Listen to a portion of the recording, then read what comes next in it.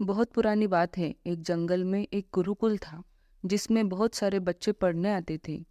एक दिन गुरुजी सभी विद्यार्थियों को पढ़ा रहे थे, मगर एक विद्यार्थी ऐसा था जिसे बार बार समझाने पर भी समझ में नहीं आ रहा था।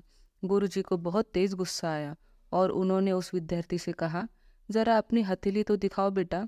विद्यार्थी ने हथेली गुरुजी के आगे कर दी। हथेली देखकर गुरुजी बोले, बेटा तुम घर चले जाओ, आश्रम में रहकर अपना समय व्यर्थ मत करो, तुम्हारे भाग्य में विद्या नहीं है।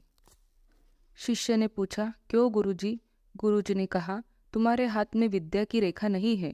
गुरुजी ने एक होशियार विद्यार्थी की हथेली उसे दिखाते हुए कहा, यह देखो, यह है विद्या की रेखा, यह तुम्हारे हाथ में नहीं है, इसलिए तुम समय नष्ट ना करो और घर चले जाओ और वहाँ अपना कोई और काम देखो। यह सुनने के बाद उस विद्यार्थी ने अपने जेब से एक चाकू निकाला, जिसका प्रयोग वह रोज सुबह अपनी दातून काटने के लिए करता था।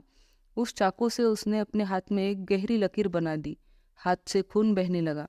तब वह गुरुजी से बोला, मैंने अपने हाथ में विद्या की रेखा बना ली है गुरुजी। यह देखकर गुरुजी द्रवित हो गए और उन्होंने इस विद्यार्थी को गले से लगा लिया। गुरुजी बोले, बेटा तुम्हें विद्या सीखने से कोई ताकत नहीं रोक सकती।